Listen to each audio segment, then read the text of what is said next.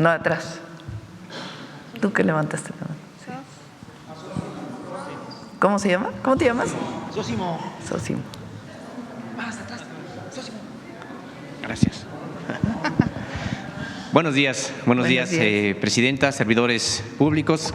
Buenos días a todas y todos. Sósimo Camacho, de Luces del Siglo. Presidenta, quería preguntarle sobre algunos de los litigios que Grupo Salinas tiene con el Estado mexicano. No solamente tienen que ver con estos impuestos que tienen que ver con el fisco. Quiero plantearle en esta ocasión, presidenta, el asunto del litigio para explotar una área natural protegida, particularmente una reserva de la biosfera que está en Baja California Sur. Resulta, presidenta, que el grupo Zapal, desarrollador Zapal, bueno, pues tiene parte de Invectur, tiene un litigio porque dice que parte de esta reserva de la biosfera es de su propiedad, cuando se trata de terrenos nacionales, y en 4 ocasiones el Tribunal Superior Agrario ha fallado precisamente a favor de la nación. Sin embargo, desde fuera de los tribunales agrarios, desde el Poder Judicial, se amparan para que vuelva a revisar el Tribunal Superior Agrario si es que estos terrenos son o no de este grupo privado. Decíamos, son 4 ocasiones y hoy de nueva cuenta está un tribunal diciéndole a el Tribunal Superior Agrario que revise por 5ª ocasión si es que tiene la razón, en este caso, el grupo Invectur, de Grupo Salinas. Y en ese sentido, presidenta, bueno, pues preguntarle su opinión sobre esta situación y si estaba usted enterada de este litigio en el que una reserva de la biosfera es disputada por este grupo privado. Sí, en efecto hay un litigio y también es de los casos que se han llevado mucho tiempo por las características de los amparos que se hacen a partir de cualquier resolución de la autoridad, y con gusto revisamos en qué momento está, en qué situación está en este momento, porque no tengo el último dato, pero lo revisamos y lo informamos. Digamos, pero ¿tiene su gobierno la intención de, en efecto, defender como terreno nacional? Sí, se sigue litigando, evidentemente, sí.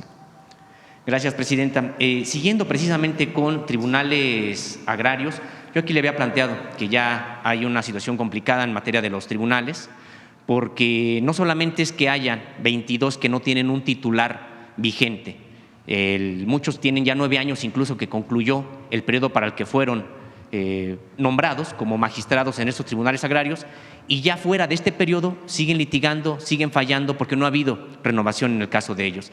Aquí son muchos años precisamente de neoliberalismo, y muchos de los magistrados incluso que hoy están al frente de estos tribunales unitarios agrarios no creen en la propiedad social de la tierra. Como ejemplos podemos presentarle, presidenta, el caso de ejidos tan emblemáticos como el de Motul, precisamente allá en el sureste mexicano, el ejido de Carrillo Puerto, donde se generaron una de las primeras reparticiones agrarias en este país, producto de la Revolución Mexicana, y que hoy se encuentra pues prácticamente en proceso de disolución por fallos desde los tribunales agrarios en favor de inmobiliarias, en favor de empresas privadas. No es el único caso, está el caso de, por ejemplo, el ejido de San Nicolás de los Garza, otro ejido también emblemático, porque ahí, bueno, en el norte de la República han defendido frente a la mancha urbana, frente a la urbanización, pues precisamente sus terrenos. Y resulta, presidenta, que de manera invariable, cada que se litiga, cada que llega al Tribunal Superior Agrario una situación de disputa, el Tribunal Superior Agrario o particularmente algunos magistrados, por consigna prácticamente fallan en contra de la propiedad social de la tierra. Entonces, preguntarle en ese sentido, presidenta, si hay alguna fecha de su gobierno para enviar nuevos nombramientos o, bueno, serían propuestas al Senado de la República, y cuándo sería. En ambos casos, Tribunal Agrario y Tribunal Administrativo, estamos por enviar ya las propuestas. En ambos casos hay muchísimos magistrados, tanto de sala superior como magistrados en general, que no están nombrados. Como está hoy la ley, la presidenta envía propuestas y el Senado de la República los aprueba. Entonces, antes de que termine el año, en este periodo, vamos a enviar algunos de ellos. Estamos buscando pues los mejores perfiles, personas honestas y que conozcan de los temas. Gracias, presidenta. Bueno, aquí también se ha planteado algunas situaciones complicadas en materia de personas que están pues injustamente presas. Quisiera yo referirme hoy, presidenta, al caso de los 5 de Cancún, allá en Chiapas. El grupo de trabajo de la Organización de las Naciones Unidas sobre detenciones arbitrarias ha emitido una opinión en el que considera que Manuel Santís Cruz, Agustín Pérez Domínguez, Juan Velasco Aguilar, Martín Pérez y Agustín Pérez Velasco son presos de conciencia que han sido irregularmente aprehendidos. Estos defensores del territorio, defensores también de la naturaleza, bueno, pues se han opuesto a algunos de los megaproyectos y ellos señalan que precisamente por eso es por lo que se les ha perseguido. Pero más allá de la propia opinión que pudieran tener ellos y organizaciones defensoras de derechos humanos, hay una opinión del Grupo de Trabajo de la ONU donde, bueno, pues señala que deberían ser liberados. Preguntarle a usted si hay algún tipo de diálogo con estas organizaciones que además respaldan a estos 5 de Cancún y si hay visos de que pudiera ser atendida esta opinión de la ONU para liberarlos. Le pedimos a la Secretaria de Gobernación que nos informe y nos informe a todos. Un gusto. Gracias, presidenta. Y nada más sobre 2 pendientes que habían quedado en algunas preguntas que le había planteado anteriormente. Uno tiene que ver con la deforestación. Le había yo comentado que hay un legado muy importante, pues perjudicial para la sociedad mexicana, de un territorio deforestado que es más grande que países enteros. Usted comentó que había ya un estudio que se había realizado y que se presentaría en los próximos días. Sin embargo, no ha ocurrido preguntarle si hay alguna fecha para presentarlo. Dices en general la deforestación en México, ¿no? Sí. Sí, lo está haciendo Secretaría de Medio Ambiente, Semarnat.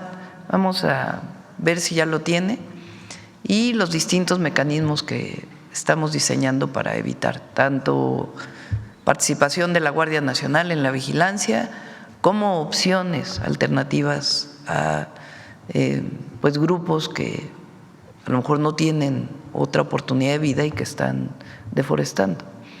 O casos como la selva en el sureste, en donde se está deforestando para producción agrícola. Entonces, en todos los casos, Semarnat está buscando alternativas y lo presentamos, ya lo deben tener listo. Y el otro pendiente, presidenta, es sobre si podremos conocer las asistencias de los gobernadores de cada entidad de la República a las sesiones del Gabinete de Seguridad que ellos encabezan. Sí, pues, digamos, hoy estuvo Delfina para hacer la evaluación del Estado de México, Delfina Gómez. A lo que me refería es a la que en cada estado es la que se lleva a cabo. Se había convertido prácticamente en un indicador durante el sexenio pasado. ¿A quién asiste? ¿Qué gobernadora es? Sí, cómo no, lo presentamos en el próximo informe de seguridad. Muchas gracias. Sí, claro que sí. A ver, por acá, vamos a ver, acá ya preguntaron, a ver el compañero que no pregunta. Gracias, presidenta. Buenos días a todos. Armando Martínez, de Grupo Milenio. Presidenta, preguntarle, ayer la Cámara de Diputados recibe la minuta sobre esta reforma a la Ley de Amparo, que si bien usted ya se ha posicionado por corregir este artículo transitorio que le fue agregado en el Senado de la República, pues no se ha hecho público a solicitud de quien se agregó pues este artículo transitorio. Saber si le fue reportado, presidenta, o qué información tiene al respecto. Yo creo que lo importante es que hay de la mayoría de los senadores y diputados, un reconocimiento de que no quedó claro el artículo.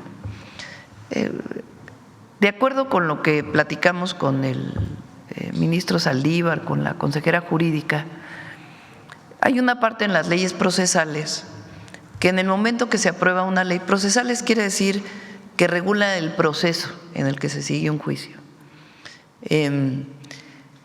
Hay jurisprudencia de la Corte en donde se han aprobado leyes que tienen que ver con los procedimientos y que aunque venga un juicio desde antes, los nuevos procedimientos hacia adelante pues ya se hacen a partir de la nueva ley.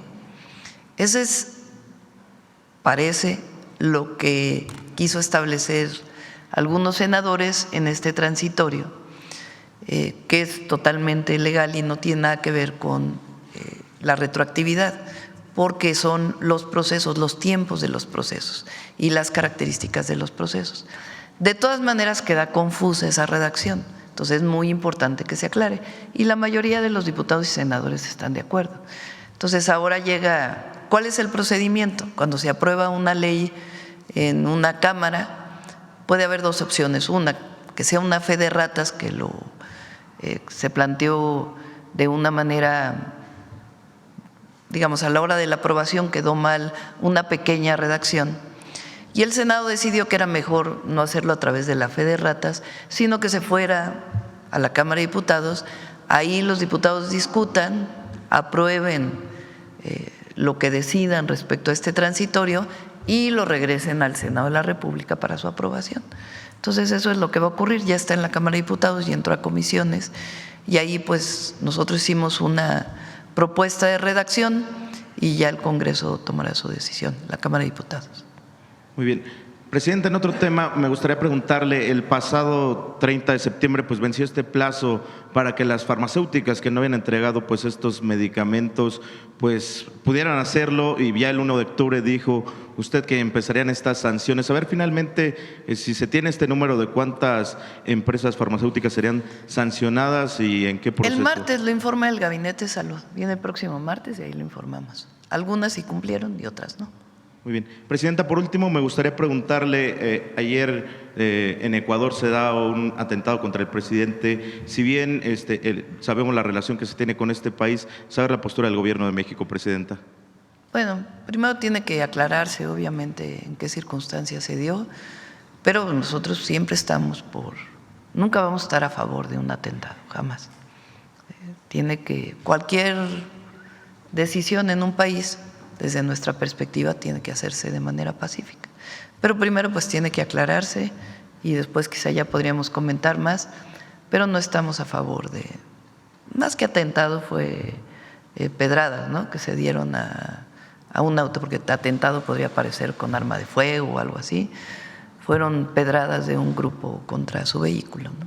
Entonces, pero de cualquier manera nosotros siempre buscamos soluciones pacíficas en cualquier circunstancia. Gracias, presidente. Sí. Bueno, vamos por acá. A ver, vamos con la compañera. Gracias, presidenta. Sandra Aguilera, de Grupo Larsa Comunicaciones.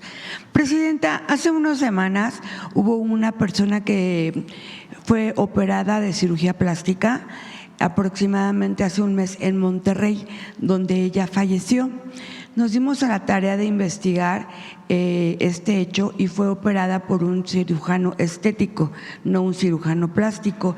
En la cédula profesional viene documentado que le dieron la cédula en el 2024 por la SEP, donde ella estudió donde el doctor estético estudió en la Escuela del Conde, de la Universidad del Conde de Veracruz. Estos reboes fueron eliminados, se le quitaron a él en el 2023. Entonces, mi pregunta es, ¿cómo le pudo haber dado la SEP una cédula profesional a un doctor de la Escuela del Conde en el 2024? O sea, no suena lógico porque ya no tenía reboe. Entonces me gustaría que se investigara. Y por otro lado, en la página de la SEP están los reboes todavía vigentes cuando ya se los quitaron en el 2023. Yo lo que quiero es solicitarle que pudieran revisar para que no vuelva a suceder esto, porque pues están dando cédulas profesionales a doctores que no están capacitados. Sí, con todo gusto. Lo has preguntado varias veces este tema. Vamos a pedirle a Salud y a la SEP que puedan hacer una revisión integral de todo lo que tiene que ver con este tipo de cirugías y muchas de ellas Muchas irregulares. gracias, presidenta. Por otro lado, quiero yo preguntarle, porque bueno, También aquí hay que ponernos del lado de los médicos esteticistas que no operan, sino que están haciendo su trabajo. Yo estuve investigando y preguntándoles por qué no habían hecho su examen profesional para cirugía plástica, para entrar como cirujanos generales y luego una subespecialidad en cirugía plástica. Y ellos me dicen que porque están amañadas las plazas que dan y son muy pocas las que dan para entrar a cirugía general y luego, bueno, cirugía plástica. Yo quería preguntarle a ver si nos pueden explicar cuántas plazas hay disponibles para que estudien cirugía general, que es la primera que tienen que estudiar, porque ellos al no tener esa oportunidad de estudiar, pues bueno, se van a las escuelas patito, que son las que están dando maestrías estéticas, porque pues ahí es donde pueden aprender, pero aquí aprenden a través de línea, en línea estudian, entonces no tienen otra oportunidad. Quisiera ver si ustedes nos pueden explicar cuáles son las bases o cómo pueden entrar o si se abren para que haya más oportunidad para especialistas. Si te parece, el martes que traigan preparado algo el Gabinete de Salud para Gracias. poder tanto responder lo de cirugía general, que es, digamos, un primer nivel en donde se reciben los médicos, y después cirugía estética o cirugía plástica, etcétera. ¿Cuál es el procedimiento? ¿Cómo se regula? Y la revisión de la actualización de todos los reboes, como bien Claro dices. que sí, muchas gracias. Al presidente. contrario. Bueno, vamos a ver, compañero del Universal atrás. Presidenta, buenos días. Salvador Corona del Universal. Yo le quisiera preguntar si nos pudiera abundar un poco sobre el tema de las farmacéuticas. ¿Qué están revisando para valorar si incumplieron en la entrega de medicamentos e incluso pues si les van a dar algún tipo de prórroga a estas farmacéuticas, ya que incluso ellos han mencionado o reiteran este tipo de adeudo que tiene el gobierno federal con ellas? Prefiero que lo dé el Gabinete de Salud, porque ellos traen toda la explicación, qué farmacéuticas son, por qué no cumplieron, y viene el próximo martes. Entonces ellos ya van a explicar en la compra de medicamentos quién no cumplió con la entrega. Con algunas de las farmacéuticas, como lo he explicado, sí hay deudas, se revisa y se paga cuando así se considere, de acuerdo a la revisión que se hizo de las facturas que han entregado, de los contratos, etcétera, etcétera. Ahora, si ellos deciden participar en una licitación, en la licitación no dice en ningún lado que si tienen adeudos tienen derecho a no entregar los medicamentos. Si ellos participan en la licitación es porque se comprometen al firmar el contrato a la entrega de los medicamentos en tiempo y forma. Si no cumplen, pues no están cumpliendo con ese contrato, independientemente de si pudieran haber tenido adeudos. Si no podían cumplir porque había adeudos previos, pues no hubieran concursado o hubieran dicho claramente que la entrega de los medicamentos dependía del pago de los adeudos. En ningún momento se estableció de esa manera. Entonces, quien no entrega en tiempos, pues está incumpliendo un contrato que ellos mismos firmaron. Entonces, esa es la evaluación que se hace para, en todo caso, retirarle el contrato y, a partir de los precios que se definieron, hacer una nueva invitación con subasta inversa, que lo permite la ley de adquisiciones, para que otro tome el espacio para la entrega de los medicamentos. Presidenta, nada más dos preguntas. El tema es si la fecha límite fue el 30 de septiembre o le dieron un plazo de estos días a las empresas. Que lo platique el Gabinete de Salud. El límite era hasta el 30 de septiembre y ellos ya pueden decir quién cumplió, quién no cumplió. Si una empresa entrega el 90% y le falta el 10%, pues ahí se establecen, a partir de distintos mecanismos, pues opciones para esa empresa. Pero en principio, quien no entregue el 30 de septiembre, pues no podía seguir con su contrato. Y esto en términos, vaya, de la vida cotidiana o de las farmacéuticas en centros de hospitales, ¿cómo afectaría si no cumplieron, digamos, la mayoría de las empresas? Son muy pocos medicamentos los que faltan, como mencionamos el martes que vino Salud. Está alrededor del 90% el abasto, tanto en el IMSS como en el ISSSTE, como en el IMSS Bienestar. De hecho, en el IMSS está más arriba el abasto. Medicamentos que no se han podido entregar, que son un porcentaje menor, es porque la empresa no había cumplido en la entrega de los medicamentos. Pero el abasto está muy alto y el martes pues ya presentan cómo cumplieron las farmacéuticas, quién no cumplió y a quién se le hacen medidas administrativas a partir de lo que el propio contrato o la ley de adquisiciones determina. Y si me permite una pregunta para el secretario de Obras, saber en qué momento se podría inaugurar el tramo que falta del tren interurbano en México-Toluca, el que llega a Observatorio, y vaya, el tema también de la línea 12, yo entiendo que pues tenía en la Ciudad de México ese tema, ya prácticamente pues no hay mucho avance en ese tramo de Observatorio a Mixcoac. Gracias. Sí. Bueno, del tren El Insurgente, como ya han llegado a ver en redes, el tren ya pasó y llegó hasta la estación Observatorio. Estamos ahorita en la instalación de los sistemas de señalización y control y en los procesos de prueba. Entonces, muy pronto estarán viéndolo correr nuevamente en sus procesos de prueba y pues si todo sale conforme a las pruebas, será a finales de año, a principios del próximo año que se estará abriendo la operación, como siempre lo deseamos desde la Ciudad de México. Primero está todos los procesos de seguridad, todos los protocolos de prueba que seguimos y una vez que concluimos es que se abre la operación. Y en el caso de la línea 12, seguimos todavía en la parte del túnel que les reportaba desde mi gestión, desde nuestra gestión en la ciudad, donde tenemos los rellenos antrópicos, falta ya muy poco, pero se avanza muy lento por cuestiones también de seguridad. Tiene asignado recurso para el próximo año. Concluyendo el túnel, se inicia implantación de vía, construcción de las estaciones, la conexión de las estaciones y conforme tengamos disponibilidad de recursos, se tendrá un programa para concluir, pero se piensa concluir en esta administración. El túnel le faltan del orden de 30 metros en realidad al túnel para concluirse y estos son rellenos pues de cascajo, de basura.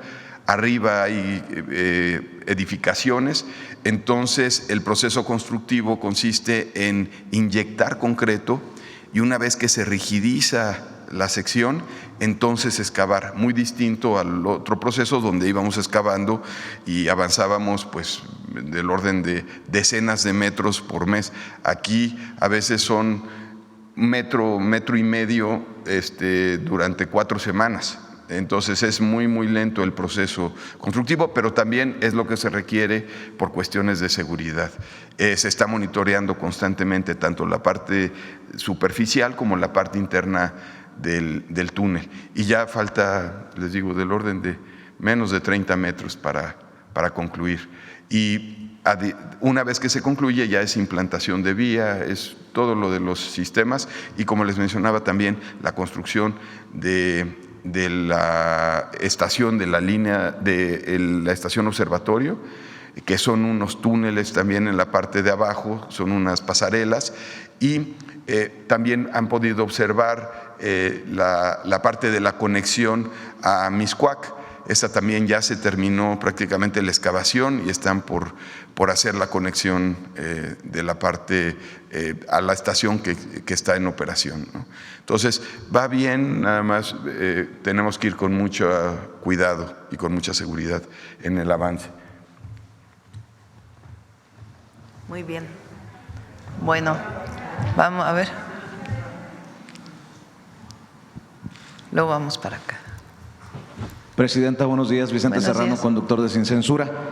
Presidenta, hace unos días estuvo Pablo Gómez en torno a este debate de la reforma electoral y hablaba de un foro para que también la comunidad migrante esté participando.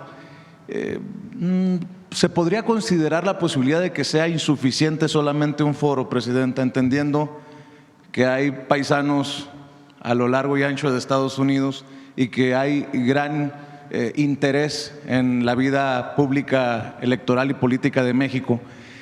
Y no me quedó claro si el foro sería virtual, a distancia, o sería en Estados Unidos. ¿Podría darnos información sobre eso, Presidenta? A ver si nos pasan, no recuerdo exactamente porque estaban en la decisión si era en el consulado o si era también virtual o si las dos al mismo tiempo, pero en efecto se puede considerar ampliar quizá una sesión virtual para que se conecten de distintos lugares de Estados Unidos, principalmente, aunque no solo, y que desde allí se pudiera participar. Y entendiendo que el pueblo está listo para votar ahora incluso por sus jueces y juezas, ministros, ministras, magistradas, magistrados. Presidenta, en el tema de los consulados, usted tiene ese derecho por ser la presidenta de nombrar hacer ciertos nombramientos que se tienen que aprobar en el Senado. Hay otros nombramientos que no tienen que pasar por el Senado. ¿Usted no consideraría la posibilidad de que se pueda tomar tal o cual consulado para que sea la comunidad migrante la que vote por su cónsul? ¿No podría abrirse esa posibilidad histórica, Presidenta, para que la comunidad en Estados Unidos vote? No sé si en cuántos, pero la posibilidad de que se vote por su representante en el exterior. Habría que verlo. Quizá lo que podríamos abrir en principio pues son propuestas, ¿verdad? Que se tome en cuenta, que se tome en cuenta la opinión de nuestros paisanos allá.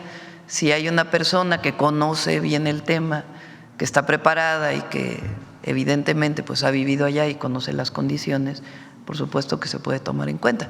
Tiene que tener, a ver si tú debes saber, José Alfonso, creo que un representante diplomático solo puede tener una nacionalidad, ¿es así? ¿Que es la mexicana o puede tener las dos? A ver si me ayudas a contestar esa. Estoy casi segura que no pueden tener la doble nacionalidad. Tienen que ser solamente mexicanos, tendrían que renunciar a la nacionalidad de Estados Unidos si es que la tuvieran. Pero vamos a averiguar exactamente y vemos de qué manera pueden ayudar a proponer cónsules para que puedan desarrollar su trabajo. ¿Usted lo ve con buenos ojos? Sí, pues tiene que cumplirse ciertas características, pero sí puede ser que se proponga. Ya sobre este tema de los migrantes, de los paisanos y paisanas que están bajo asedio, bajo la cacería, ¿ya le han dado un número, Presidenta, disculpe que insista en esto, de casos de presuntas violaciones de derechos humanos de nuestros paisanos en lo que va de esta cacería? Porque se ha admitido que sí hay casos, pero no han dado claridad, Presidenta, todavía de cuántos. Y se lo pregunto, perdón, sí, porque está tomando un nivel preocupante la violencia con la que están arrestando a nuestros paisanos. Yo le mencionaba el caso de un paisano que fue asesinado o muerto a balazos por parte de las autoridades que buscaban detenerlo, y hay fotografías que están circulando en redes sociales de la misma comunidad de estos agentes que apuntan sus armas a la hora de llegar a las comunidades. ¿Qué es lo que le dicen?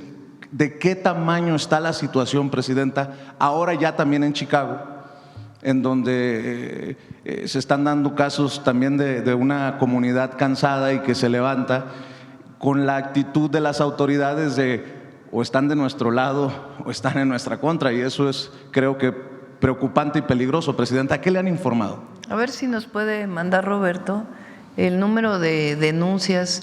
Recuerden que cuando hay una violación o una presunta violación a los derechos humanos, quien tiene que solicitar el juicio es la víctima. Y en todos los casos se les acompaña con abogados. A ver si nos pueden decir en cuántos casos de los 1,086 detenidos que hay, o incluso con la familia del compatriota que murió allá, producto de la violencia, porque ellos estaban decidiendo presentar un juicio y se les va a acompañar. A ver si nos dan cuántos casos de violaciones a derechos humanos se tienen detectadas y en cuántas de esos nos han pedido apoyo para las denuncias. ¿Ha visto estas imágenes de las autoridades Sí, las he apuntando? visto, terribles, la verdad. Nosotros hemos enviado varias notas diplomáticas y seguimos insistiendo con el gobierno de los Estados Unidos y apoyando a nuestros paisanos allá. Pero sí le han mencionado que la situación está de tal Sí, magnitud particularmente que podría en salirse algunas de zonas. control. En algunas zonas sí consideramos que son situaciones muy delicadas. Y se ha hablado con las autoridades de Estados Unidos y se apoya a nuestros paisanos allá. Presidenta, ayer tuvimos la oportunidad de conversar con el secretario de Seguridad, Omar García Harfuch, y conversábamos de esto que es extraño y no. Extraño para muchos, pero que tiene una explicación para nosotros, los que le hemos expuesto aquí, las campañas en medios tradicionales y en columnas y estaciones de radio y televisión. No va de la mano la percepción de la gente en términos de seguridad o inseguridad con los grandes avances que se anunciaron ayer.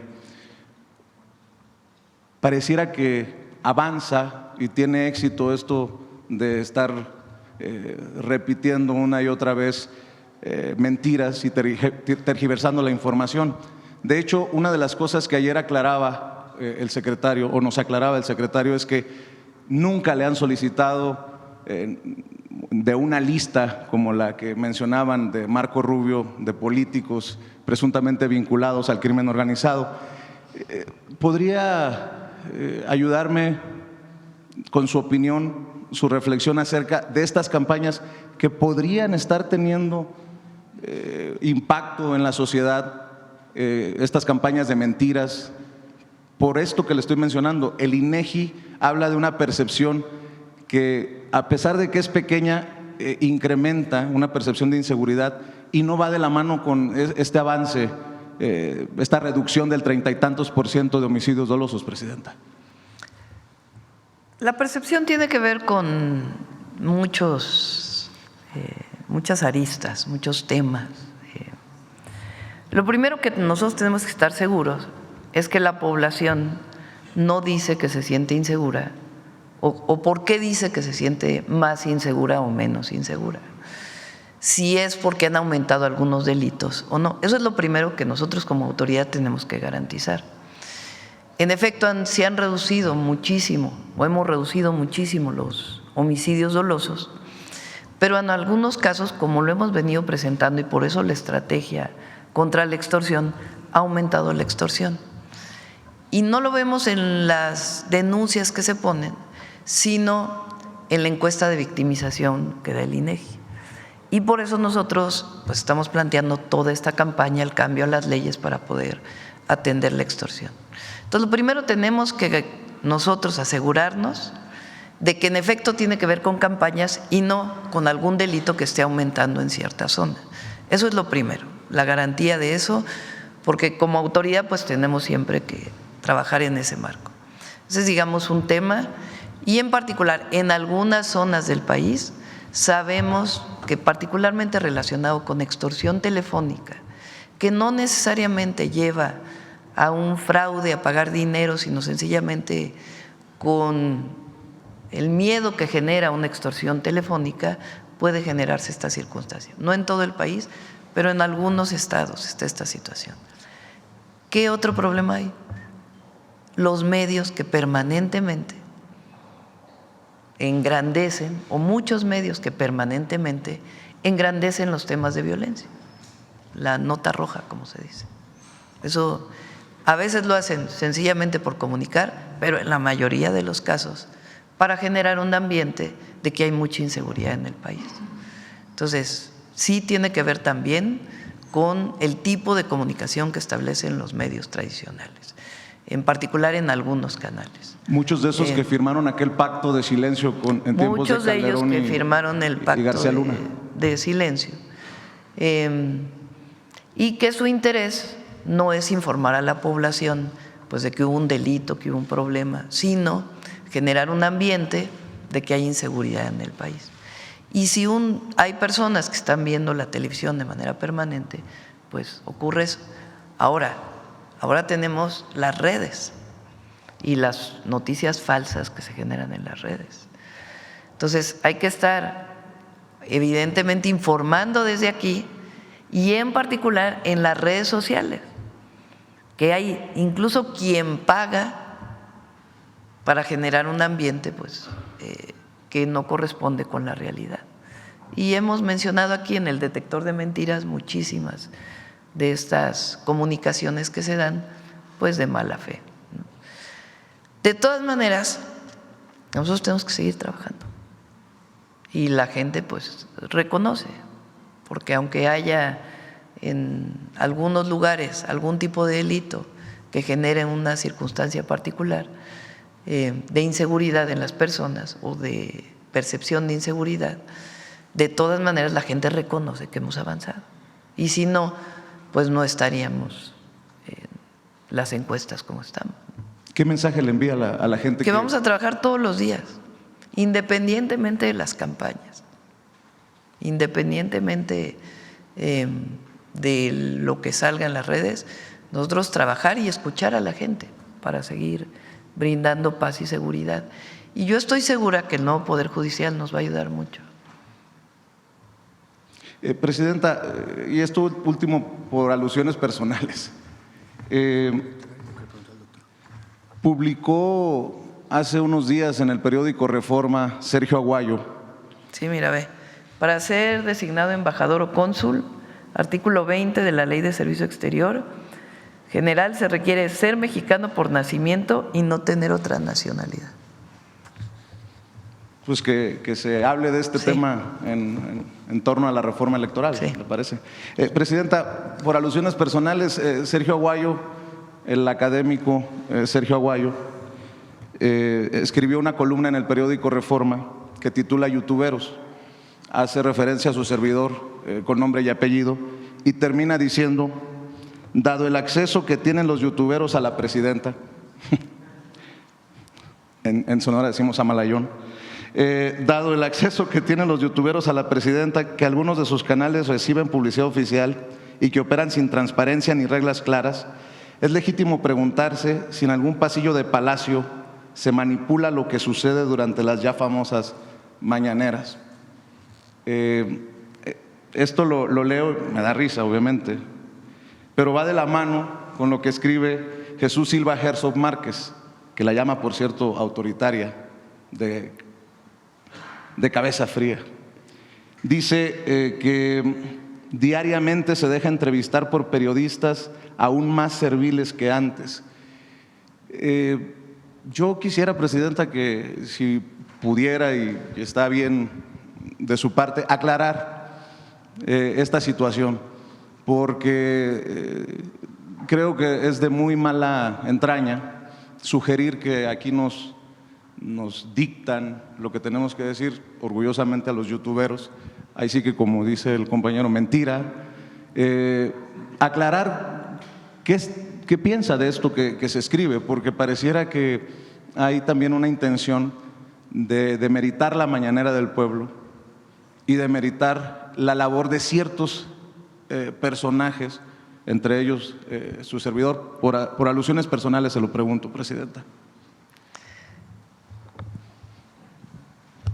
A ver, vamos a plantearlo de esta manera. La información, todo mexicano y mexicana tiene derecho a la información. Los medios tradicionales,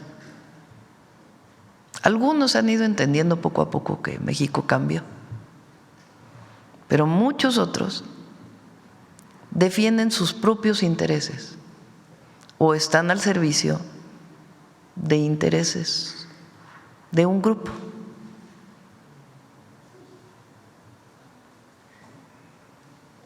Y la información viene muchas veces como propaganda. Lo he dicho aquí muchas veces, el periódico Reforma, que ya aquí hasta ya ni ponemos las mentiras que se ponen. O sea, que no da la información correcta, pero que siempre, por ejemplo, hoy no saca prácticamente nada de homicidio, disminuyó 32%. Pues es una nota importante, ¿no les parece? En el país, en un año los homicidios dolosos tuvieron una disminución de 32%. Eso no es de interés del periódico. El interés, pues, es golpear, y muchas veces con información falsa. Así pasa con otros medios escritos, de televisión. Bueno, hay uno que ya ni decimos, ¿verdad? Porque como debe impuestos, pues ya usó su televisora de propaganda. Absoluta propaganda. No hay información, es propaganda. Fíjense qué autoritarios somos. ¿En qué país del mundo eso sería viable? Digo, me pregunto. Pues somos tan autoritarios que permitimos que digan eso en una concesión del Estado. Propaganda. Entonces, ¿qué es lo que ha ocurrido como un fenómeno, no solo en México, sino en el mundo entero? Reporteros, periodistas, compañeros como muchos de ustedes, que abrieron sus propios canales de YouTube con la facilidad que dan las redes sociales o en alguna otra red, que dan información y comentarios, como en cualquier medio. ¿Qué le pasa a todos estos intelectuales que estaban acostumbrados a que el pueblo de México solo escuchara lo que se decía en sus medios? Pues se sienten rebasados. ¿Por qué? Porque han perdido mucha credibilidad. Porque ellos también, y qué bueno que defiendan una posición política, pero tienen una manera de atacar a sus adversarios políticos denostando. Digo, hay algunos que ya es increíble lo que dicen, ¿no? El artículo de Aguilar Camín hoy es una cosa tremenda de lo que dice de Ciro. ¿Por qué? Pues porque ya casi nadie los lee. El primero que dijiste. Sergio Aguayo. Sergio Aguayo.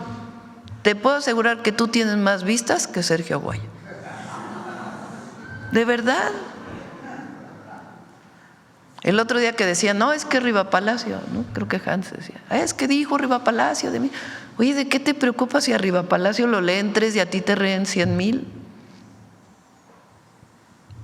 Ahora, ¿cuál es el problema? Las mentiras. O sea, ¿cómo construyen un artículo de opinión? Vean hoy muchos de los que salen, que además muchas veces todo viene igual, todo viene igual, todo viene igual. Que ayer que la presidenta dijo en el Zócalo que no se va a separar de López Obrador, pero miren, en realidad lo dijo porque en el fondo su problema es… ¿No? Entonces, cada vez los leen menos.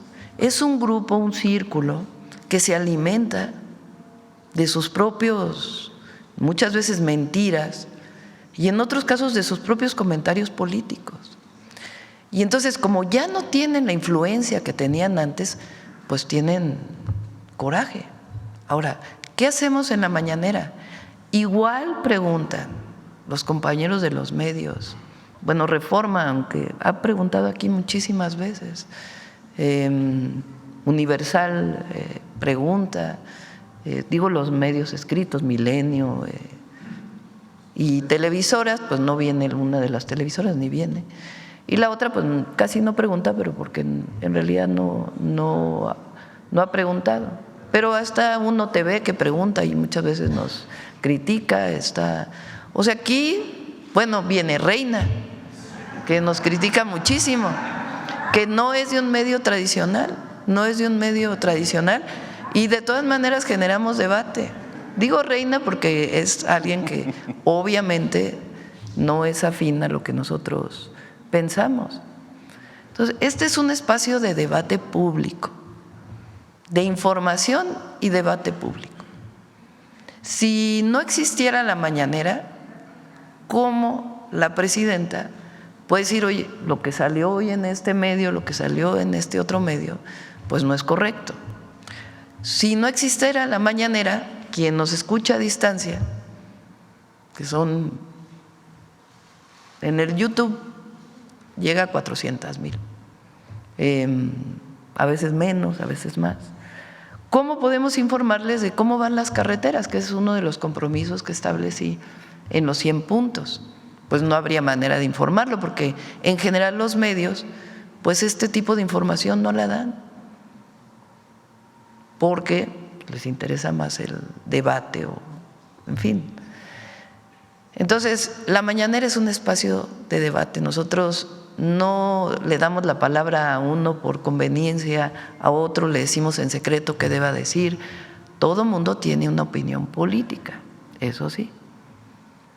Y lo importante de todos, sean los medios alternativos o los medios tradicionales, que se diga la verdad. Sí hay una parte importante, más allá de la subjetividad que pueda haber en una noticia, que siempre hay, porque la objetividad del 100% esa no existe, pero que se sea honesto con lo que uno está observando.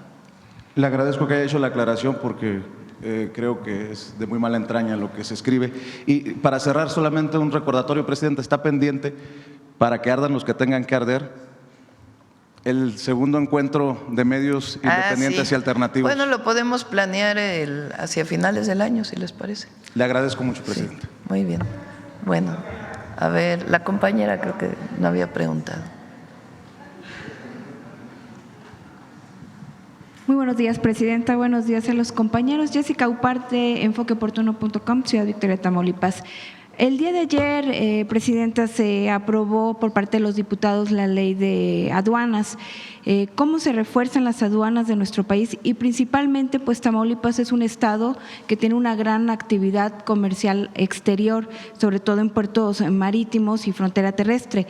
Existen ya agentes aduanales que pues están manifestando su preocupación ante la reforma a la ley aduanera debido a que pues se les responsabiliza de actos que no tienen autoridad. Preguntarle, Presidenta, ¿cómo garantiza que dicha reforma pues ayude a las aduanas para que no caigan en economía, competitividad y también la seguridad jurídica? No solamente está relacionado con los agentes aduanales, pero en el caso de agentes aduanales, y se tuvieron varias reuniones con Secretaría de Hacienda, que incluso se modificaron algunos de los planteamientos originales que había a partir de estas pláticas. Son, digamos, como notarios, o sea, son un auxiliar del gobierno para la labor de la autoridad en las aduanas. Ellos registran o no registran lo que viene en un contenedor o no, y dan su fe, digamos. Entonces, durante muchos años los agentes aduanales incluso se heredaban, verán, por muchos años se heredaban, no había revisión. Entonces, ahora los estamos haciendo responsables, pues si se comete alguna irregularidad, porque si ellos en el pedimento que llega ponen una cosa y adentro hay otra cosa, pues ni modo que no fueran responsables, ¿verdad?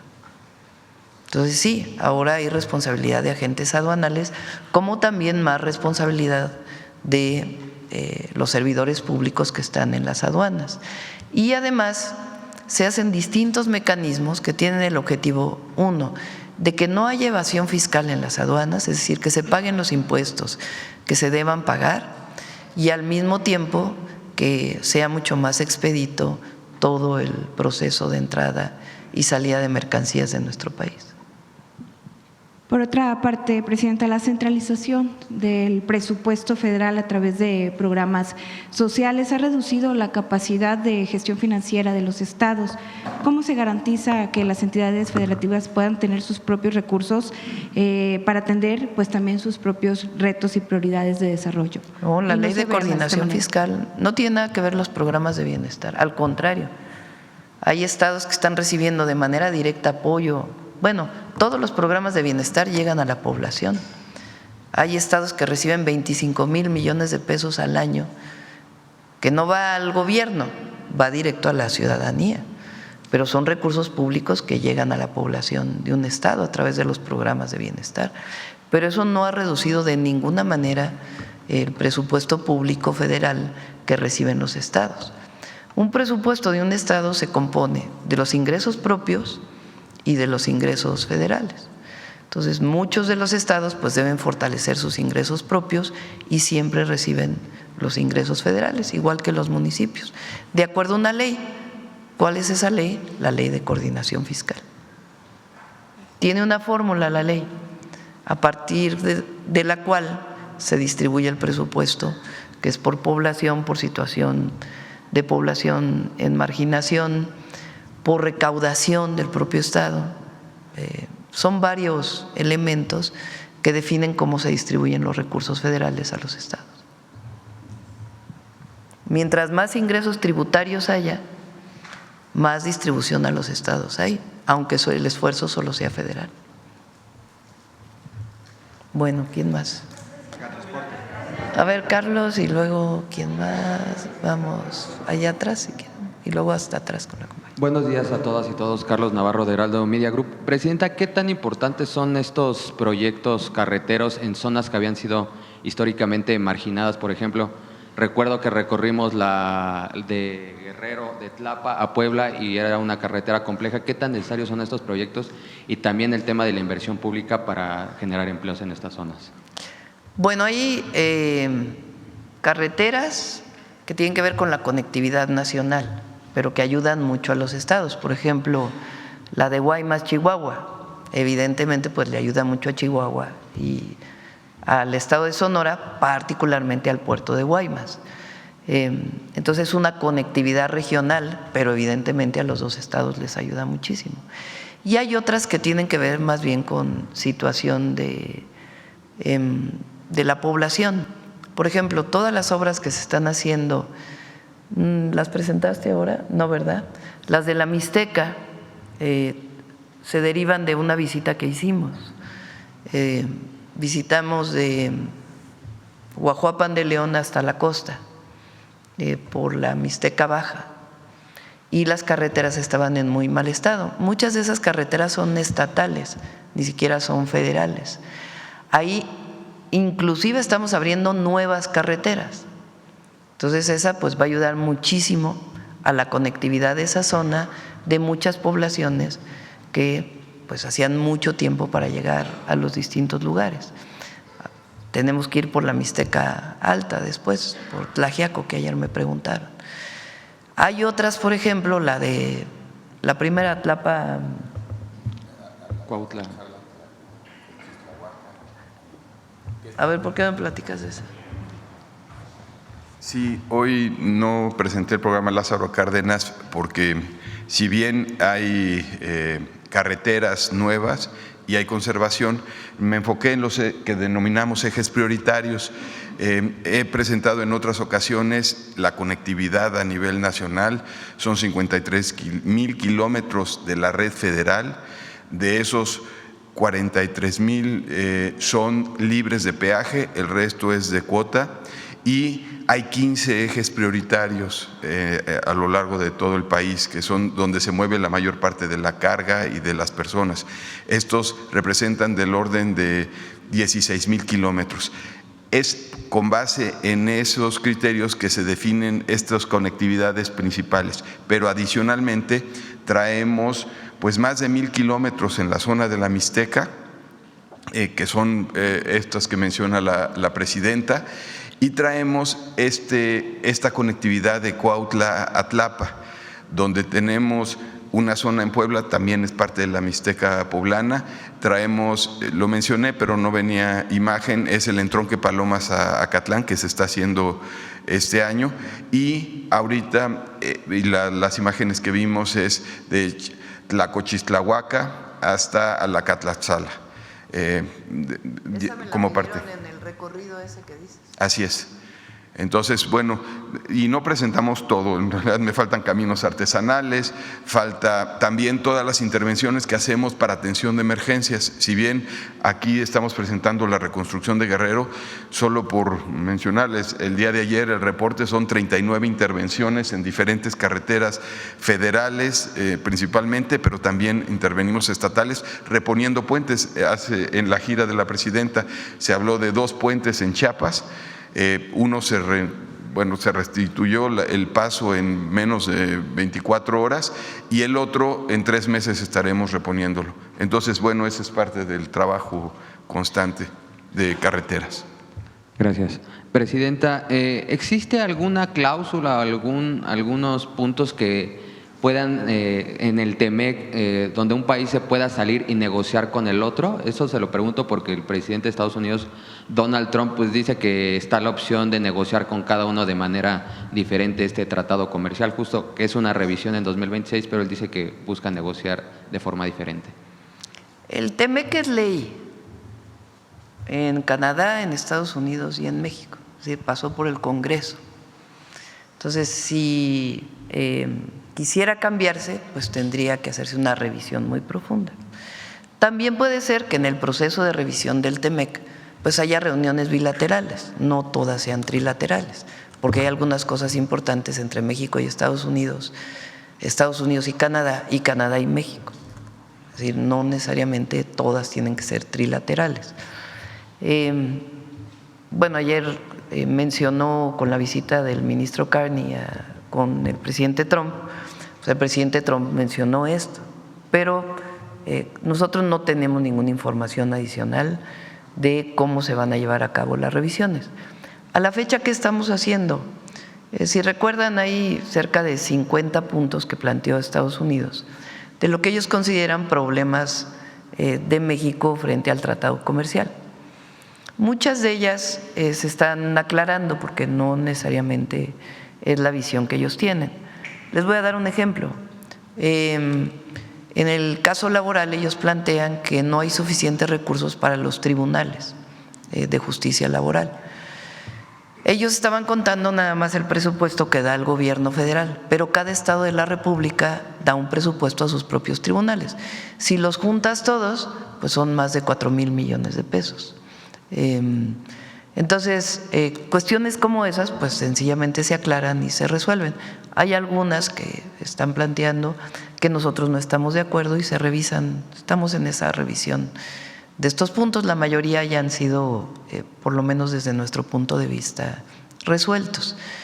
Y la revisión formal todavía no se abre. Nosotros publicamos, porque publicó Estados Unidos, consultas territoriales que va a hacer el secretario Ebrard en todo el país para poder recibir, pues, sobre todo de pequeños, medianos y grandes empresarios, cuál es su opinión que debería plantearse en esta revisión. Pero no hay hasta ahora nada adicional. Presidenta, ¿cuánta paciencia se requiere para sortear estas amenazas, no solo a la economía, sino a la soberanía nacional? Bueno, la soberanía, yo creo que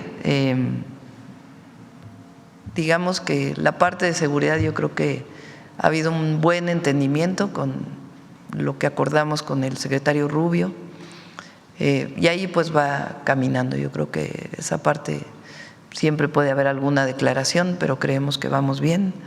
Y en el tema comercial, pues la situación es que el gobierno de Estados Unidos pues tiene una posición distinta ahora respecto a una serie de sectores. De todas maneras, como es el caso del automotriz o el acero, que tenemos ahí todavía en revisión, pero la mayor parte del tratado se está respetando, la mayor parte. Y creemos que nos va a ir bien, somos optimistas.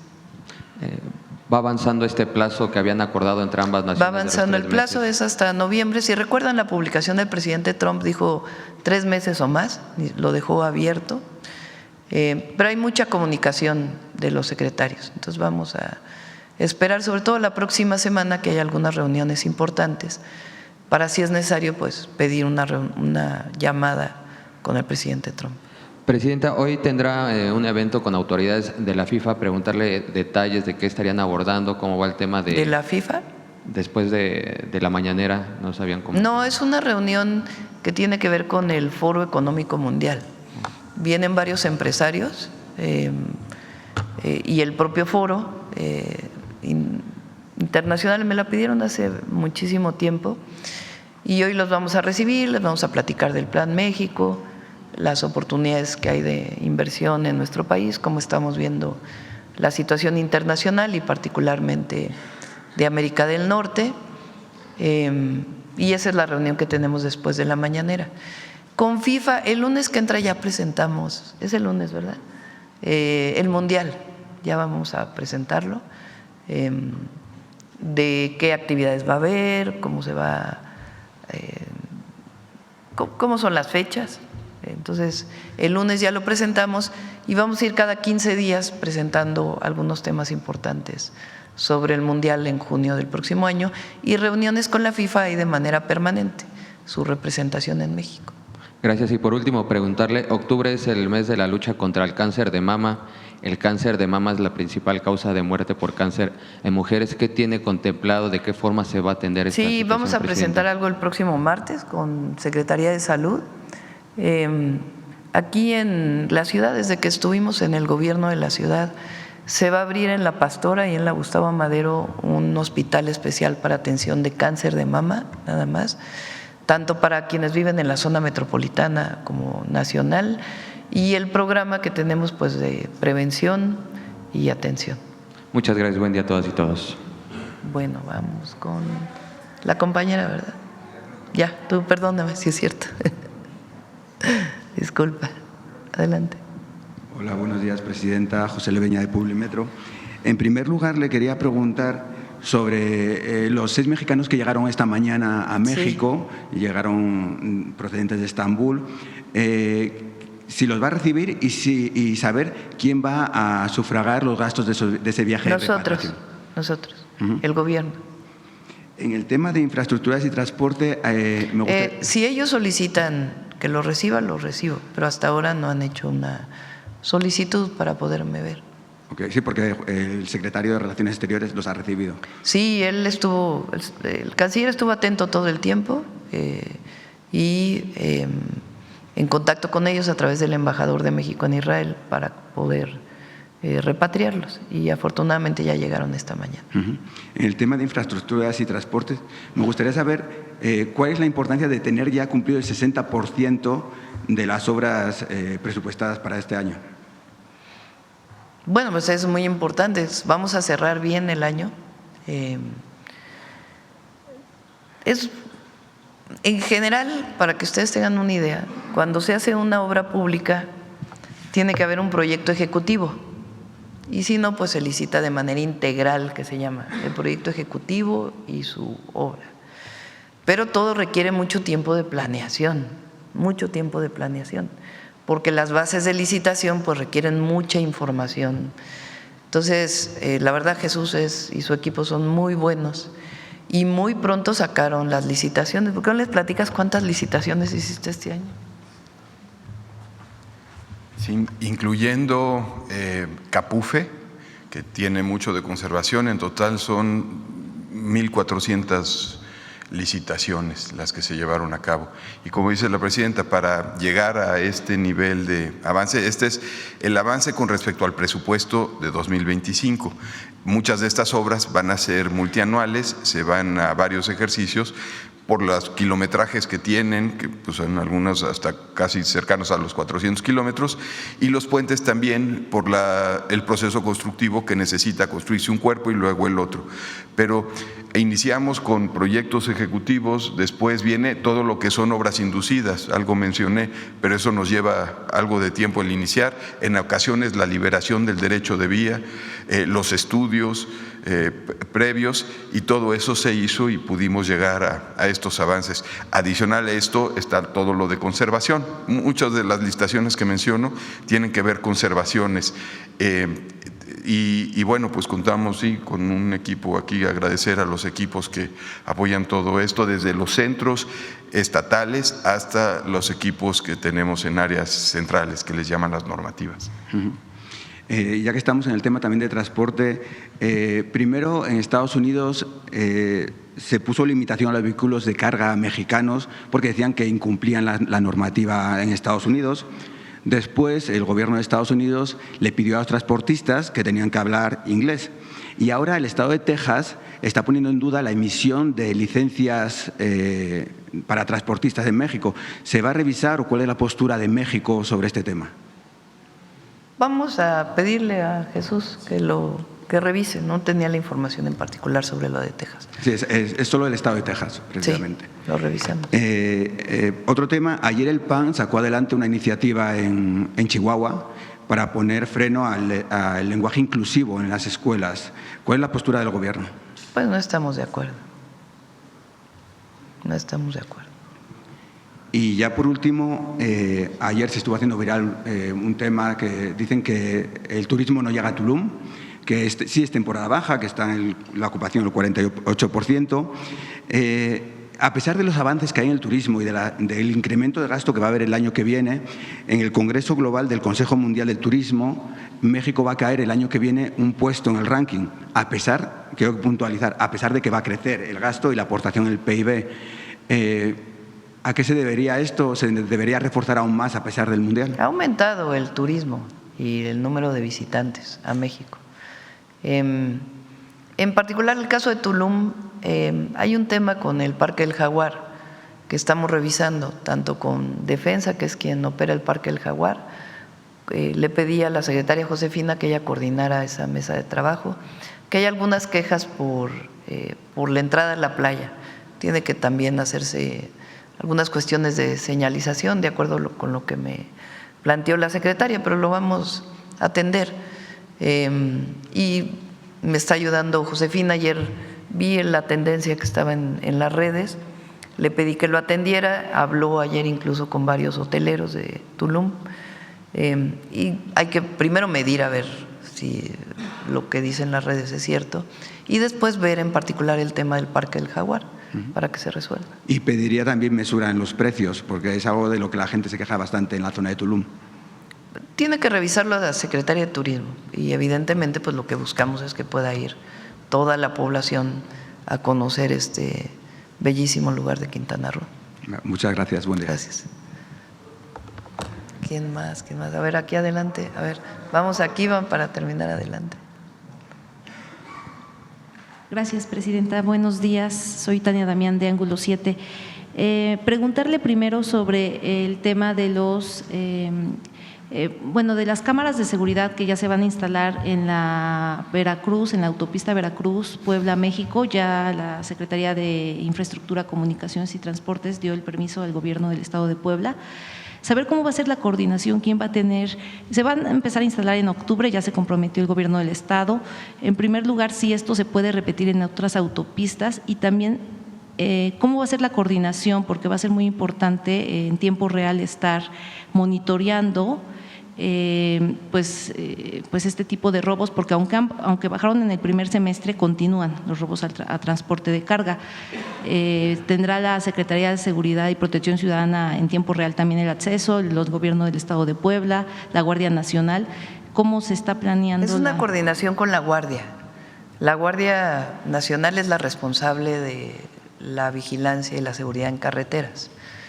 Y obviamente pues tienen que trabajar con Secretaría de Infraestructura, Comunicaciones y Transportes. En el caso de Veracruz es un acuerdo que tiene el gobierno del estado con la Guardia Nacional, y ahí pues tienen que estar en comunicación permanente, y el centro de videovigilancia pues tiene que estar la Guardia Nacional, o en el propio centro de videovigilancia que ya tiene la Guardia, para pues poder atender cualquier emergencia. Sí, porque hasta en una ocasión se acusó que se había clonado una patrulla de la Guardia Nacional. Digamos, estas cámaras tendrían que pues inhibir. Y también los accesos, no sé si cuando venga el comandante de la Guardia Nacional se había comprometido a cerrar todos los accesos irregulares. Ese lo está ayudando Secretaría. A ver, ¿quieres comentar? De la México-Puebla. Gracias.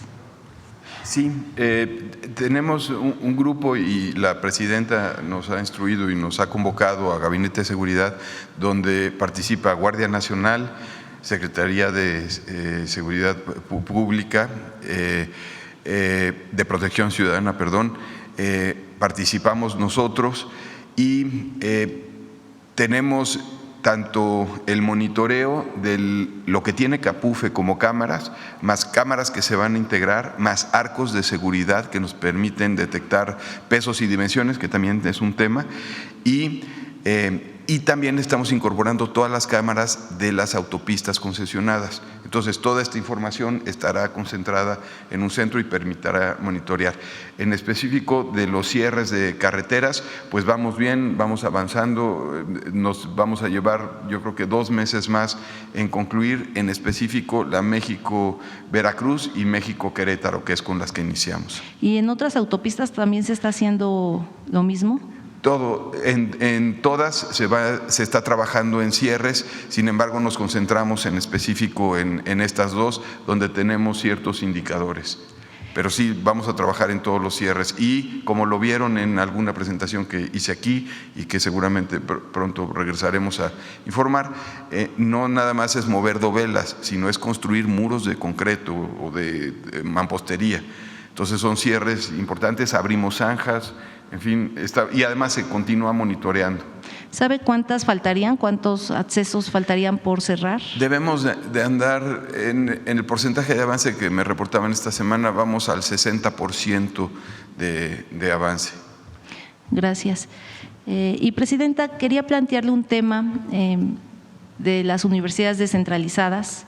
Hace tiempo le preguntamos sobre que a los directivos tecnológicas, estas universidades particularmente tienen la distinción de que 50% dependen de los estados y 50% de la federación, académicamente dependen de la federación. La primera pregunta es que habíamos preguntado que se autorizó un aumento solo a directivos, en el DOF ya salió el incremento para los trabajadores, académicos y trabajadores, pero no han sido liberados los recursos de Hacienda. No sé si se va a dar ese incremento del 4% para homologar que se le dio a los directivos o qué sabe al respecto. Sí, a ver si Mario nos puede confirmar. Y vamos a pedirle a Mario, son escuelas muy importantes, son técnicas y politécnicas, que sí, en efecto, su presupuesto depende la mitad del gobierno del Estado y la mitad del gobierno federal, pero académicamente la federación lleva la currícula, digamos. Entonces, vamos a ver si, nada más que me confirme lo del aumento.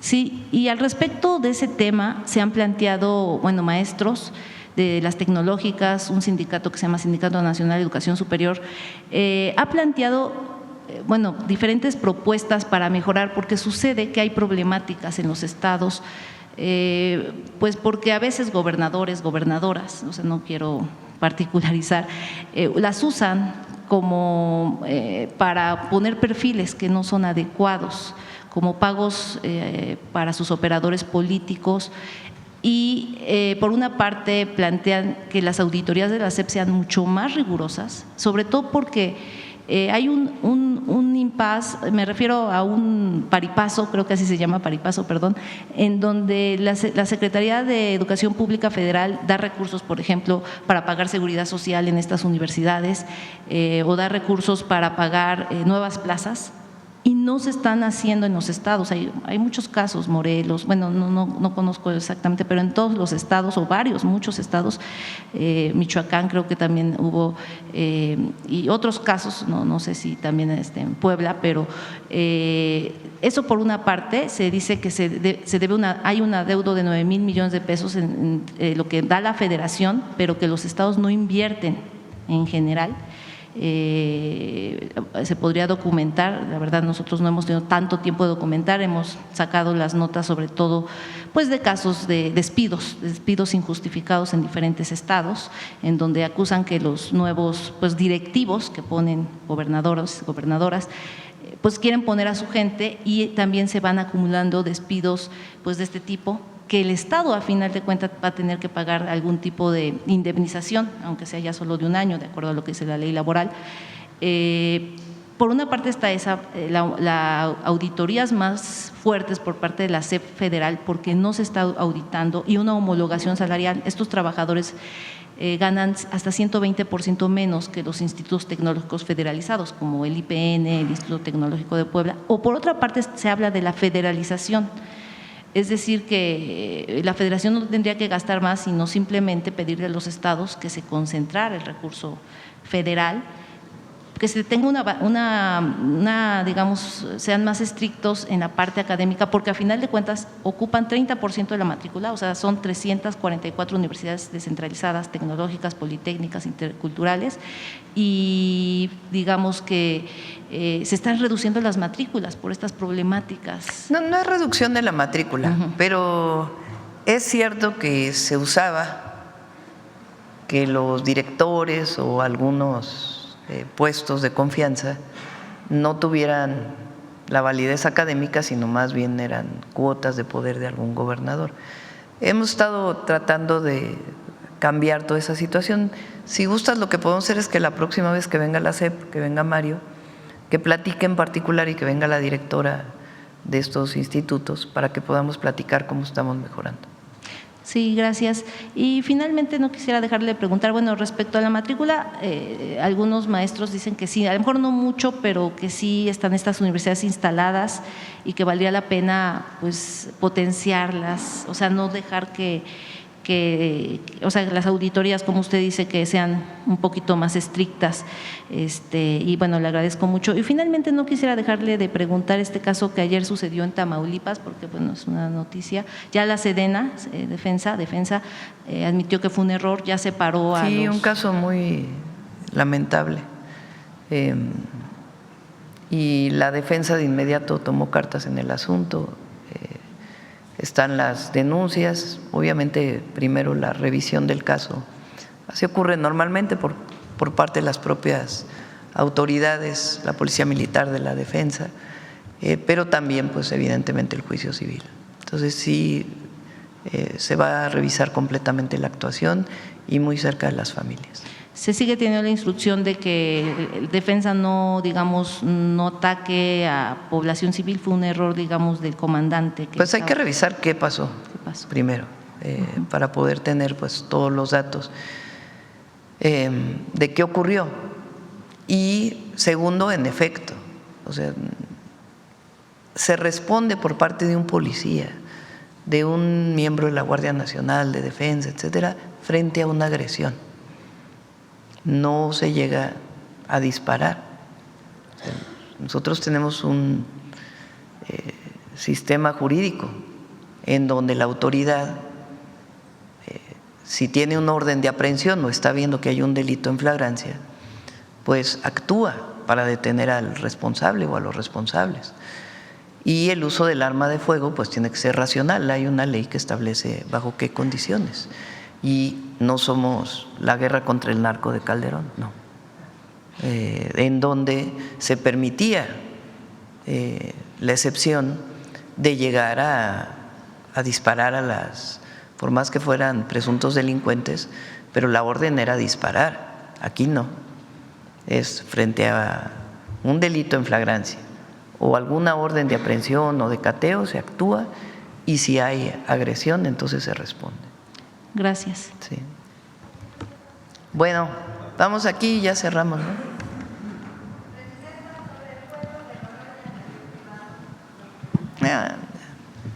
Cada quien que responda. Gracias, Presidenta. Celsi Juárez, de noticiasdefrente.com. Saber qué información tiene sobre el comunicador que fue baleado en Salvatierra, Guanajuato, mientras transmitía pues a través de redes sociales, a través de Facebook.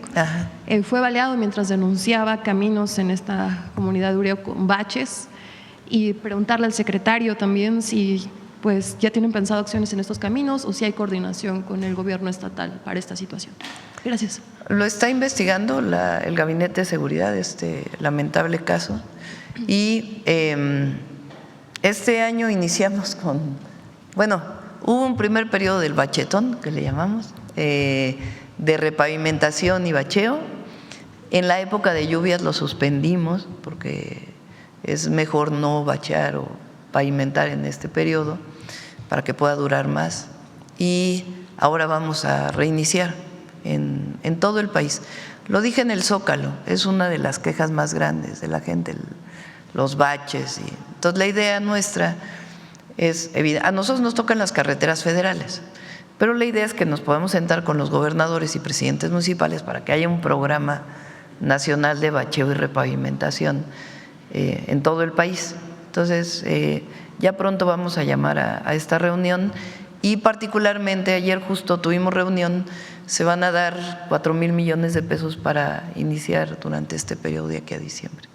Gracias, Presidenta. También el Banco Mundial y Moody's ha elevado su estimación de crecimiento para México para el cierre de este año, y calcula que México crecerá un 0.5% a fin de una subida frente a una estimación previa que tenían del 0.2%, y también prevé que en 2026 el aumento del PIB pues sea de 1.4%.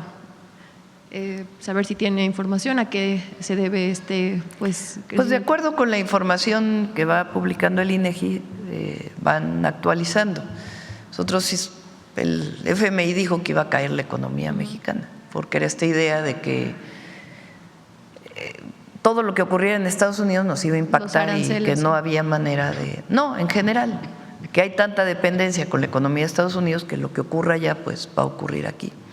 Y además pues la situación evidente de los aranceles, que sí ha tenido su impacto en la economía nacional, pero lo cierto es que nosotros definimos un plan de inversión pública, de inversión privada, y el portafolio de inversiones privadas sigue avanzando y las obras públicas siguen avanzando. Entonces, este año pues vamos a ver cómo cerramos. Hay una estimación del INEGI sobre el 1.2%, y estamos trabajando en ello. No es una cosa de que pues a ver cómo crece la economía y nos crucemos de brazos. Esa era la visión del neoliberalismo. Nosotros no trabajamos todos los días, no solo para el crecimiento, sino principalmente para el bienestar de la gente. Entonces, el año que entra lo consideramos todavía mejor. Y creemos que además pues, el acuerdo con Estados Unidos va a ser bueno y va a ser pronto, y eso va a ayudar también pues, a que sigan las inversiones en distintas áreas de la economía. Ya por último, Presidenta, ayer Ricardo Salinas Pliego criticó a los mexicanos que ganan 8,000 pesos. Dice que son de una mentalidad conformista. Esto pues abrió debate porque pues, se toman esas declaraciones un tanto clasistas, racistas. ¿Qué opinión tiene al respecto de estos comentarios? No, ya. Es por sí solos.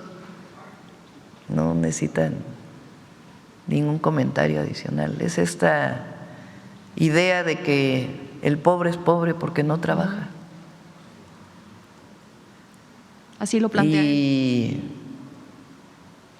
la gente humilde trabaja más que cualquiera de ellos, mucho más, pues que es un sistema que no permitió que hubiera bienestar. Por eso el incremento, imagínense, 36 años sin aumento en el salario mínimo, más que lo mínimo que correspondía a la inflación. 36 años, 6 sexenios sin aumento al salario mínimo. Bueno, ya ahora hasta los presidentes, pues hasta Fox ya dijo que pues la verdad sí es cierto, debería de haber aumentado el salario mínimo, porque ve los impactos que tiene. Pero además los programas de bienestar y todo el marco de bienestar que debe garantizar el Estado. Esta idea de que todo lo garantiza el mercado ya mostró su fracaso. El que defienda eso, pues vive en el mundo al revés y además busca conservar sus privilegios. Y ya se demostró que la economía crece cuando se riega desde abajo, cuando hay bienestar. Y los recursos públicos son para eso. La educación pública, el acceso a la salud pública, el acceso a la vivienda, los derechos fundamentales de las y los mexicanos debe proveerlos. Evidentemente, nadie está en contra de que haya escuelas privadas, de que haya hospitales privados, centros de salud particulares, regulados obviamente por la Secretaría de Salud, pero que esa sea la alternativa, pues no. El Estado tiene la obligación de dar educación pública desde la inicial hasta la universidad y que sea la mejor de todas las educaciones. Y quien toma la decisión porque tiene recursos de ir a una escuela particular, tiene todo el derecho. Pero si todo se cobrara, pues sería el privilegio frente al derecho. Y eso es lo que nosotros no estamos de acuerdo. Y fue lo que se trató de impulsar durante todo el periodo neoliberal. O esta idea de libertad, libertad de no pagar impuestos, libertad de morirte de hambre, libertad de no poder moverte de un lugar a otro porque no hay una carretera. Pues esa no es libertad. La libertad siempre lleva responsabilidad. Y hay una parte fundamental que tiene que garantizarle el Estado. Entonces, esta visión meritocrática, por supuesto que el esfuerzo individual es importante, nadie dice que no. Pues los niños que van a la escuela, pues que le echen ganas a la escuela. El joven que trabaja, pues tiene que hacerlo con gusto y con empeño, con esmero. Pero no solo es un asunto de meritocracia, no. Es un asunto de generar las condiciones para que eso sea posible. Y yo ni siquiera le llamo oportunidades, yo le llamo acceso a derechos. Y eso es la cuarta transformación. Entonces, no tiene alternativa estas posiciones porque el pueblo de México ya está muy consciente. Ya estos discursos que todavía en algunas gentes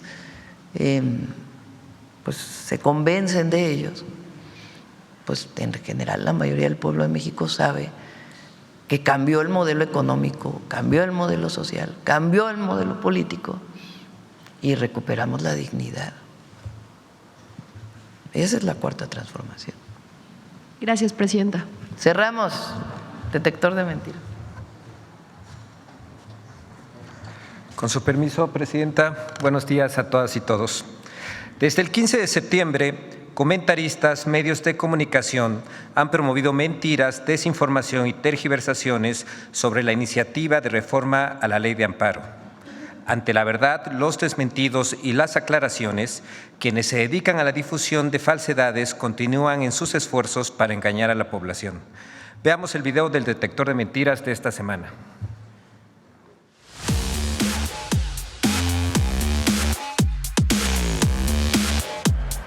Ataques contra la reforma a la Ley de Amparo, el refrito de acarreados a los eventos de la presidenta Claudia Sheinbaum son algunas de las noticias falsas que el detector de mentiras localizó esta semana. 1. Mentiras contra la Ley de Amparo. A. La reforma a la Ley de Amparo limita el acceso al amparo colectivo y a los medicamentos.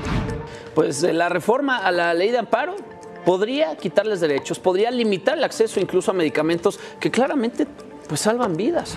Los papás de niños con cáncer han usado los amparos para forzar al gobierno a que les dé medicinas. Y esta herramienta es la que la presidenta Sheinbaum les está arrebatando de las manos. ¡Mentira! La reforma a la Ley de Amparo no afecta el acceso a medicamentos. Se modifica el artículo 129 para darle prioridad al interés colectivo en las suspensiones, se mantiene la protección de los derechos humanos y continúa el derecho de las asociaciones civiles a solicitar amparos. Además, el acceso a la salud y a los medicamentos ya está garantizado por la Constitución en el artículo 4 y la Ley General de Salud en su artículo 28. B. La ley de amparo dejará desprotegido al ciudadano ante el bloqueo de sus cuentas y detenciones arbitrarias. Aquí, con esta reforma, debilitando la suspensión, le das inmunidad a ciertas autoridades para que sus actos nunca sean suspendibles. Esto da lugar a actos arbitrarios. Los expertos advierten focos rojos, en especial porque usted podría quedar indefenso ante detenciones arbitrarias o producto de acusaciones fabricadas. ¡Mentira! La iniciativa propone modificación al artículo 129 de la Ley de Amparo para limitar la posibilidad de desbloquear cuentas mientras se resuelve un juicio de amparo.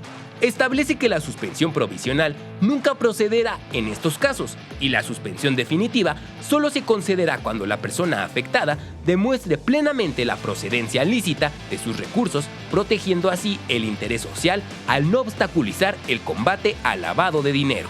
C. La reforma a la ley de amparo afecta a la división de poderes y al Estado de Derecho. Los legisladores de Morena se preparan para dar una nueva estocada a la división de poderes y el Estado de Derecho. Los legisladores pasaron por alto las advertencias de los especialistas, los riesgos que se están corriendo y están listos para dejar a millones de mexicanos sin la posibilidad de ampararse. ¡Mentira! La iniciativa no modifica el artículo 40 de la Constitución Política, la cual define la división de poderes. Tampoco modifican la facultad del Poder Judicial para otorgar amparos y suspensiones, por lo que mantiene al amparo como el recurso por excelencia de la defensa efectiva de los derechos humanos y como medio de control legal y constitucional. Además, se mantiene el régimen de responsabilidades para las personas servidoras públicas que incumplan con las sentencias que concedan la protección constitucional. 2. Al informe del primer año de gobierno de la presidenta Claudia Sheinbaum asistieron acarreados. Como ya es costumbre, el acarreo estuvo afinadísimo. Filas kilométricas de camiones que llegaron de distintos estados. ¡Mentira! En la mañanera del pueblo del 6 de octubre, la presidenta Claudia Sheinbaum señaló que la asistencia a su informe del primer año de gobierno, realizado el 5 de octubre, fue una invitación abierta. Los sindicatos se movilizaron, pero no hubo un llamado desde el gobierno. El acceso al evento fue abierto al público, de participación libre y contó con la presencia de ciudadanos, representantes de organizaciones, legisladores y miembros del gabinete. En él se visibilizó control en los accesos y filas voluntarias.